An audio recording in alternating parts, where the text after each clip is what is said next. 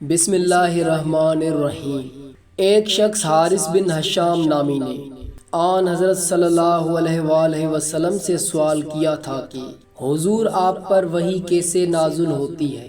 آپ نے فرمایا وحی نازل ہوتے وقت کبھی مجھ کو گھنٹی کی سی آواز محسوس ہوتی ہے اور وحی کی یہ کیفیت مجھ پر بہت شاق گزرتی ہے۔ جب یہ کیفیت ختم ہوتی ہے تو میرے دل و دماغ پر اس فرشتے کے ذریعے نازل شدہ وحی محفوظ ہو جاتی ہے، اور کسی وقت ایسا ہوتا ہے کہ فرشتہ بشکل انسان میرے پاس آتا ہے اور مجھ سے کلام کرتا ہے، پس میں اس کا کہا ہوا یاد رکھ لیتا ہوں۔ حضرت عائشہ رضی اللہ عنہما کا بیان ہے کہ میں نے سخت کڑاکے کی سردی میں آن حضرت صلی اللہ علیہ وآلہ وسلم کو دیکھا ہے کہ آپ پر وحی نازل ہوئی، اور جب اس کا سلسلہ موقوف ہوا تو آپ کی پیشانی پسینے سے شرابور تھی۔